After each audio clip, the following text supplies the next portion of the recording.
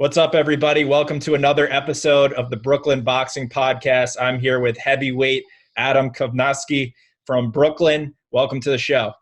Thank you for having me on. Yeah, I appreciate it. I know we were talking earlier. It's good to hear everything is good on your end, and I hope you're staying busy and getting some workouts in, trying to stay sane during this quarantine. Yeah, for sure. Ordered the heavy bag, so it's supposed to be here on Friday. First thing I'm gonna do is hang it up. I have a treadmill, a pull-up bar, so I'm just staying fit. Awesome, man. Yeah, you got to do it. I've been working out a little bit myself and trying to stay busy, and no, that's good to hear. But yeah, to jump into your story a little bit. Obviously you're a Polish fighter. You have an amazing fan base behind you, especially with all the Polish people in Brooklyn. But you were born in Brooklyn, or born in Poland, and moved to Brooklyn as a young kid. But tell us a little bit about Poland as a kid, your family before you moved over. I'm sure people would be interested in sort of your beginnings over in Poland. So I was born in Warsaw, Poland, which is a little town in northeast Poland, about 2 hours northeast from Warsaw. 60,000 people, so it's relatively small.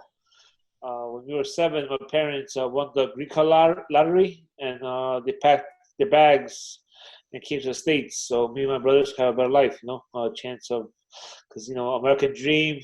You said they won the lottery? Green card lottery. Okay. It's like refugee, I guess, kind of like, but they don't let everybody in. Like you gotta sign, write a application in, and why you deserve to come.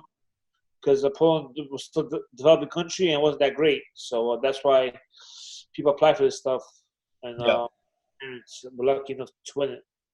And when you came over to Brooklyn, were you in Greenpoint right away? I know that's kind of your base, but Yeah, Greenpoint for sure. We had a family over there, so it was much easier to settle in. And it's Little Poland, or was Little Poland. I mean, now it's not, but that Polish soul is still there, Yeah, it's like when you moved over, did it really feel like you moved? Like, I know it's such a strong Polish population, so I imagine as a little kid, it didn't seem so different. I mean, a lot of kids actually spoke English, so it was kind of tough. I got teased a little bit for not speaking the language, being a little bit overweight. But my dad still doesn't speak English that well, or even at all, I could say, because you could take care of everything in Polish. So where he worked to getting paperwork done, everything was Polish.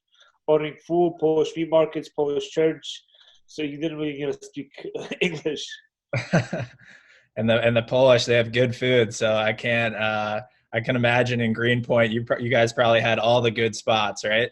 Yeah, it was a lot of restaurants. I remember. Yeah, a lot of them are out of business right now, but it was great. It was like little mom and pops restaurants open. Yeah. And then, as a little kid in Greenpoint, like you said, with immigrant parents, they're working a lot, and, you wanted something to do to stay active, right? And I read a little bit that you originally got into karate.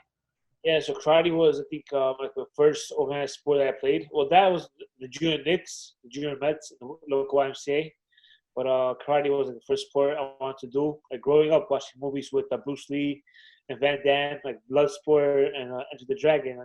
I always loved fighting, So I wanted to do karate, but karate was very self-disciplined, and there was not a lot of fighting.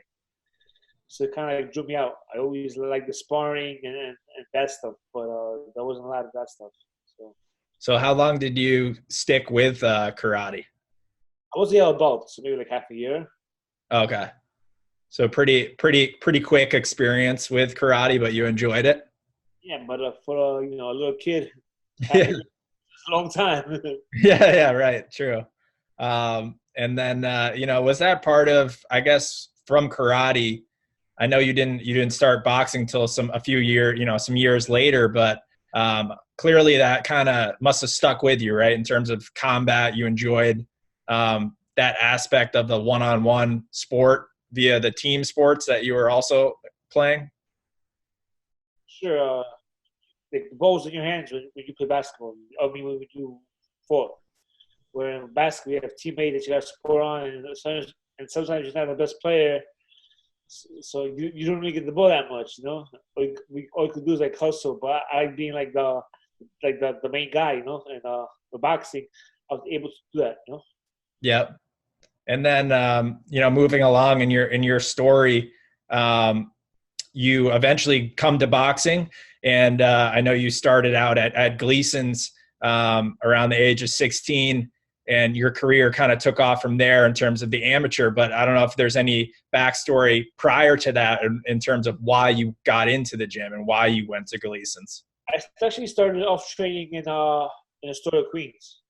Okay. It was called Combined Martial Arts. I started over there. I went there for maybe a year. And then I went to high school in Coney Island, in Abraham Lincoln High School. Yeah. And Gleason's gym was better on the way because I could just take the F train to Gleason's gym, work out, and go home. So it was a better commute. And Gleason's gym was the top gym in New York. You know, all the great fighters, and everybody trained there. You know, so you got all the great stories, and that's why I also chose to go there. So originally, when you were going to Gleason's, was it for boxing or just to stay in shape? I was for boxing. I really wanted to box, fight, well, do as much tournaments as I could. The first tournament I entered was the Metros. I made it to the finals. Then it was the Golden Gloves. And then I won the Golden Gloves when I was 16 years old, just turned 17, which was pretty cool. Like I was, you know, a high school kid. In the finals, I remember I fought a teacher. And I was in high school, and he was a phys ed teacher somewhere upstate. Oh, okay. I thought you were going to say at your school. Upstate. So I dropped him twice, too. Like I put him on his behind twice. So it was pretty cool. Like an MSG, you know, 5,000 people watching you. It was great. And then did your family go to that as well? Or was there already a Polish fan base forming around you? Yes. So I have fans going to my fights since my first JO fight, which I had 2 in Astoria. It was like 5 people, then that 5 turned to 10. And by the time the Golden Gloves came around, there was maybe 20, 50 people, you know, depending on the event and where it was. Yeah. So like in the finals, there were 50 people coming out and supporting me. And once you won that Golden Gloves, obviously that must have been an amazing feeling, you know, as a young kid, winning an MSG like that. And like you said, putting a teacher on his butt a couple of times as a young high school kid must have felt kind of good. But then in 2007, go ahead, sorry. I stayed up the whole night after that night. And then so in 2007 and 2008, I know you were the runner-up in the tournament. So I thought that was kind of interesting that, you know, you won and then you were a runner-up for a couple of years, but then in 2009 you came back and you won again. So, you know, in those years where you were runner up, who did you face, you know, that beat you, and like, what was your emotions going through that? You know, did it just make you that much more hungry for that 2009 year? Yeah, for sure. Those years I fought Tor Hammer first it was Nate Aguilera, and the second year was Tor Hammer. Both fights I lost 3-2, so there were like split decisions. So it was kind of a lot of people saying, "Oh, I thought you won. I thought they should have given it to you." But it's amateur boxing sometimes, and overall scoring system sometimes a little bit confusing. Nobody really knows how to score it. So I lost 2 close fights, but then I was hungry to win it again. And my final year as an amateur, I won. I beat Devin Jones, aka Beast from Gleason's gym. We both trained with James Stonewall, Country, in Gleason's gym. So. Yeah, I won the gloves that year and then said turn pro. So you turned pro right after the 2009 Golden Gloves? Yeah, but I think I had my first fight a little bit later, like towards the end of the year, just with the transition and stuff.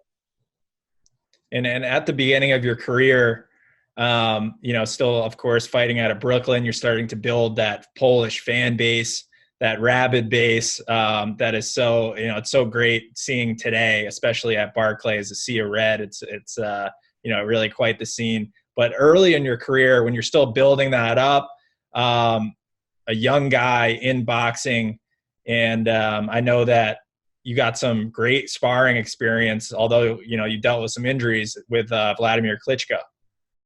Yeah, Vladimir Klitschko. He was, but before that, I mean, I sparred like everybody. Gleason's, Taurus Sykes. Yeah. Has a crazy professional record and career. A lot of guys that I sparred with. So Derek Rossi, also another good guy. So I was able to get a lot of sparring. And then when I came back from my injury, I got a chance to go out and spar with Vladimir Klitschko, which was a totally amazing experience, seeing how he runs his camp and how he does it, which was that's where that's where I want to be in the future, and hopefully have my camp the way he had his camp. Like those experiences with Vladimir, for a young kid, I mean, that must have done a lot for your confidence, right? Yeah, I mean, I did good. You know, I saw guys getting dropped. I didn't get dropped. I handled my own. It was great. You know, unfortunately, I just came off an injury. So in the second day sparring, I threw a left hook and I tore my left bicep. So I had to go back home. But then they called me back again when he had another fight coming up, and it was great. Like I did very well, and it was a great learning experience. Yep. And I know Klitschko, like obviously such a legend of the sport. So I can't imagine, you know, as a young guy early in his career, getting that experience and like you said, not getting dropped. It must have gave you a lot of confidence. But to kind of circle back, I know, you know, at the beginning of your career and kind of at your start in boxing, a guy that really kind of inspired you was Andrew Golata, right? Yeah, for sure. I mean, watching him fight when I was coming up, when I came back here to the States, I came to the States. I remember like people just gathering around and like watching him fight. Like the atmosphere he brought, like, oh, it's so cool. Because in Greenpoint, it was like most of the people I knew were blue collar workers doing construction or, you know, hard labor jobs. And then you had Andrew Golata who made a living boxing. I was like, oh, that's cool. You know, you could make money in different ways than just hard work. I mean, you still got to work hard, but you can do something less challenging or stuff that you don't like construction. So, so it was amazing to watch him, and also watch like the support he got from the Polish community. Yeah, and with Polish boxing, you know, Artur Spilka and is another guy. Of course, you know, Golata, as we just talked about, and you're kind of carrying the torch now. But what's the scene like in Poland right now for boxing fans? Like, how much attention is there on boxing? And I'm sure, you know, people back in Poland, I'm sure they love you, but is it big there amateur wise, or what's the scene like? The amateur is not that great right now. The professional rankings are not also not doing that great. You have a couple fighters that are like on a world level, but a lot of it's kind of like not in the best spot right now. You know, hopefully it'll pick up. But the Polish fighters are very good, but something's missing. I don't know if it's the trainers or the promoters or the amateur system, but something's missing. And were you aware of any boxing when you were in Poland as a little kid? I don't know if your dad or anyone was involved in the sport or a fan of the sport. I had older cousins that taught me how to fight. I mean, but then my grandfather always used to like pack a bag with hay and hang it up for me to hit with my hands. And that's pretty cool. That's like old school basketball. Yeah. Yeah, like old school basketballs with horsehair. And we used to like, put it on and fight in my cousin's house. So that was like really cool memories. Did those old school training methods? It's kind of like that Rocky setup in the barn with the hay and the and lifting the wood and everything. Yeah, exactly. That's how it was. It was cool. Like I think about it, and like it was so cool. Like basic stuff is something that really makes you happy. Are you kind of getting back to that now that we're in the quarantine? Maybe you're. I know you were upstate, and you're probably getting those Rocky vibes, right? I was running for sure, so I was staying active. I had a bike there too, doing my push-ups, pull-ups of trees. You know, so, it was fun. Also, like I bought a piece of property up there, and hopefully I'll be able to do my next camp up there. So, like open up a little base. Maybe like I'll have to come with a camera crew, and we can do a little Rocky montage for you, training in the woods and getting in shape for your next fight. for sure. I want to make like a little big bear on the East Coast. Like, Yeah, that'd be awesome. That'd be really cool. So with your that rabid. Well, first of all, actually, I wanted to ask too, were your parents, as immigrants to the country, and I'm sure there was a lot of uncertainty around, their future, and they obviously wanted the best for you. When you were jumping into a career as a professional fighter, what was their initial opinion of it? So turning pro, I had like an option. I had some big promoters in New York. The one signed me, Bella, offered me a contract. And then I wanted to chose maybe go by myself. So me and my family, we sat down together and we made a list of the pros and cons of every choice. And we decided to, try to do it by myself. So I remember calling up promoters, saying if they'll put me on. I would sell tickets, and I was able to get 2 fights down under my belt. I forgot his name. It was O'Shea Boxing from Yonkers that put me on his first 2 shows. And then a Polish promoter from Royal Boxing started like his journey with boxing, and I had 2 fights with him, but I broke my hand, and then I was out for 2 years, and then through Thomas Adamek, I was able to get a close relationship with Main Events, and then I fought on their couple shows, and then I turned to Al Heyman. Al Heyman gave me a call, and I think that was the best decision I made. Signing with PBC and Al Heyman. Yep. And then your career really took off from there, and you obviously, you have a lot of great wins on your resume, some recent ones with Areola and Gerald Washington, Charles Martin, another really quality win in the heavyweight division. And all of them were at Barclays in front of your people. Of those 3 fights, could you pick one that was really stands out to you as maybe your favorite fight or favorite moment from those matchups? Yeah, it definitely has to be Joe Washington. I mean, that came out in 2 rounds, showing that I won the belt next. Deontay Wilder was in the stands. And then announcing to the world that my wife is pregnant, which maybe 2 or 3 people knew that she's pregnant. Like, I think my training knew and a couple of guys at the gym. And then my parents didn't know, my brothers didn't know. So everybody found out over there that I'm going to be a dad. So that was That's awesome. And is it's a boy, right? Your son? Yeah, Kaz. Yep. He's a year old or about a year or 2 old now? Months. Wow. That's awesome. But a lot of stress. I'm losing hair. I think by the time he's 2, I'm going to be bald. Just naturally bald. And so I imagine making that announcement. So no one knew? Your team didn't know? And nobody? It's just my training, because my wife hit him up. She's like, listen, should I tell him or should I not tell him? She's like, yeah, you should tell him, because you might be giving fits. You pissed like, you want to know what's up. So she told me. I came home one day after the gym, and she had my shirt on, the babyface shirt, with Junior on the belly. I was like, what's this? She's like, I'm pregnant. I was like, oh my God, it's so cool. Yeah, wow. So your trainer knew before you did. So yeah. So you obviously have that good fighter trainer relationship. Yeah, I mean, he's somebody I really look up to, and I think he's a great trainer. Oh yeah, 100%. It's so important to have that relationship on your team. So that's a funny story, man. That's pretty cool. Congratulations on that. It must be fun to have a son running around. Yeah, it sure is. Definitely that doesn't keep you bored during this stuff.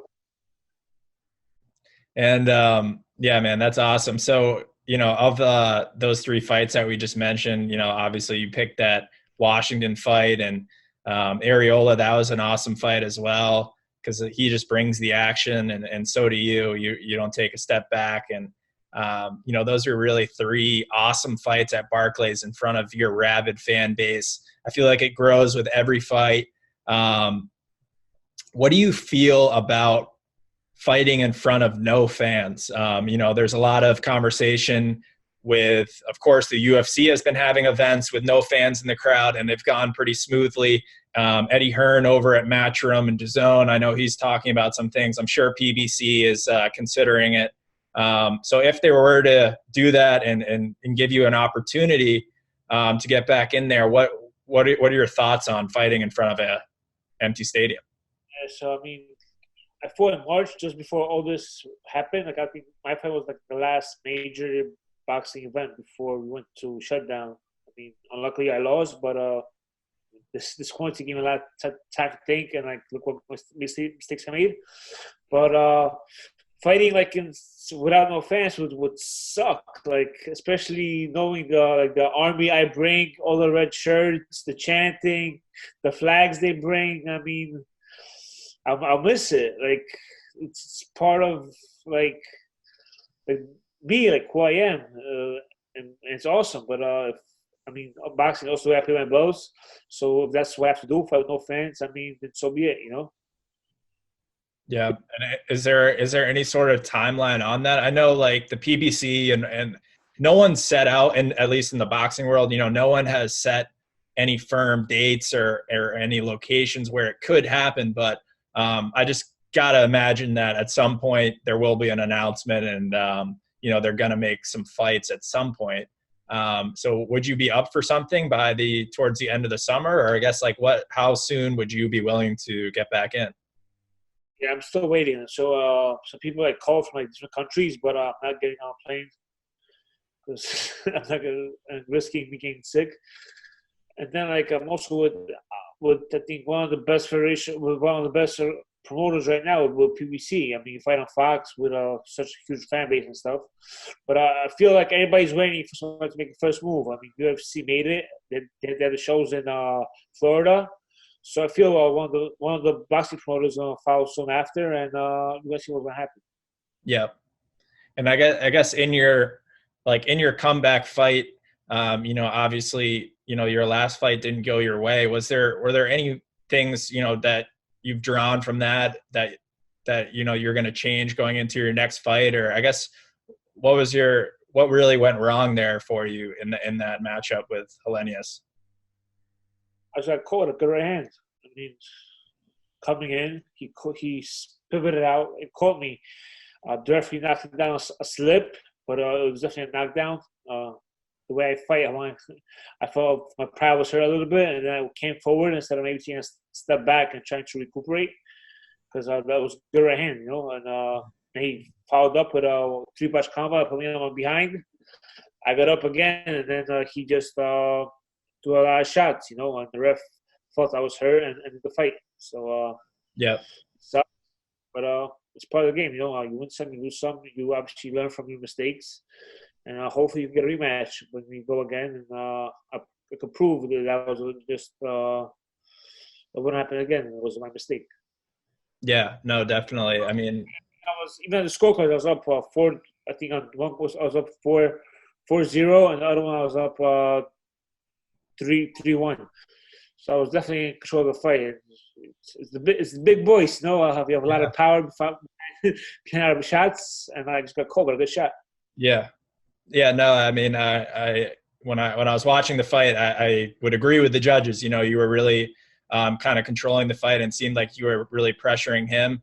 And you know, you have such a good chin, and you're able to take so much. So it was surprising to see that result, but I have no doubt that, you know, you'll come back even stronger. And, you know, I'm looking forward to whatever's next. You know, if that's going to be a rematch, or, you know, whoever else it is, you know, really in that top 10 ranking, whoever the next contender is, because obviously you're still very much in the picture for a title in the near future. And, you know, I'm excited to see that, because there's so much movement and excitement in the heavyweight division right now. Obviously, Fury just beating, you know, Wilder. and giving Wilder his first loss. Ruiz already gave Joshua his first loss. So, you know, there's a lot of movement and a lot of potential matchups in the future. So I was curious what your thoughts are about like the landscape right now in the division. It's great. Everybody has a loss, so nobody will try to like protect the record. And I think that way, all the best fights will be made. I mean, the heavyweight division I feel is stacked right now. I mean, there's so many great fights that could be made. Like on top of my head, you have Fury, Joshua, Wilder, Ruiz, White, me, Pulev. Pulev. I mean, you have the young guys, Joyce, Toyoka, right? Dubois. Yeah, it's packed. So much great fights can be made. I think it's great to be a boxing fan, especially a heavyweight boxing fan. I think a lot of great fights will be made, and can't wait till the Slackdown is over and you could finally get going. You know. Yeah, definitely. I mean, it's an exciting time, like you said, for the heavyweight division, and not to say that it's good that everyone has a loss, but my point is that you know, boxing fans are what's that? Has a draw. Right. Oh, Miller, I forgot my good friend Joe Miller. Shout out Baby, you know. Yeah, shout out Big Baby. You know, he's another guy right in the mix. So many guys that can be challenging for titles soon. But the point that I was getting to was, you know, so many fans are used to, they're kind of stuck in that Floyd Mayweather, I don't want to see anyone take a loss kind of mindset where, you know, it doesn't really create the best fight. So it's good to see that in the heavyweight division, the division that carries boxing, that the best are fighting the best, and the fans are still very interested regardless of losses, because we all want to see all of you guys at the top fight each other, because there's so many interesting matchups, so many different styles. With a guy like Wilder, you know, obviously under the same promotion, I guess, like, how do you see matching up against a guy like him? Obviously, he's got devastating power, but you know, after watching that Fury fight, did you draw any things that you could maybe take with you in a potential matchup against him? I think like bringing the pressure to him will cause him a lot of problems. But then, like I said, that right hand is a game changer. So I feel it's a great matchup, and you have to wait and see who has a better game plan and who will execute that game plan better. Mm-hmm. That's why everybody's talking about the third match with him and Fury. But he has that big right hand, so he catches Fury with that big right hand. I mean, it's good night. He did put him on behind twice in his last fight. So, I mean, in the first fight, so right. It's the heavyweight division. One shot changes everything, which I had to learn the hard way. Right. Yeah, I mean, the similar, you know, story with Ruiz and Joshua, of course, at MSG, which was like another iconic moment in the heavyweight division. That really sparked a lot of life into the division, honestly, because it created some disparity and added another guy into the mix. And, you know, Ruiz is another guy that's looking to come back from a loss. And I was wondering maybe if that's another matchup that you might like. Yeah, for sure. I mean, I want to fight the best. I want to prove I'm the best guy out there. So I want to take on all the challenges, you know. But hopefully, like, I get a rematch first. If not, I really would like somebody from the top 10 to get back in the mix and prove that I'm one of the top guys. Yep. And when you get it back into training here, are you going to be back in Brooklyn, or are you going to really focus on building that sort of camp like you talked about upstate? Yeah. So I mean, I train in the Belmont Kickboxing Academy in Long Island. I grew up in Greenpoint, but I live I'm out east. So I'm gonna train out here for the first base of camp, and then I'll probably try to go somewhere for camp. If the place upstate will be ready, awesome. If not, I'll just to probably go somewhere else. But with the kid and all the like extra activities, I definitely want to go to camp and just be focused on boxing. because I think that's key. And if I want to achieve what I want to achieve, which is being a champion, I gotta be dedicated 100%. Yeah. No, I think everyone is looking forward to your comeback. You know, you're obviously such a fan favorite in Brooklyn. You have the Polish crowd behind you, and you know, everyone's drawn to you. So I can't wait till you make that comeback. I'm looking forward to it. And you know, I want to make sure everyone listening and watching goes and follows you on all your social media accounts. If you want to shout that out, I know you got Instagram, Twitter.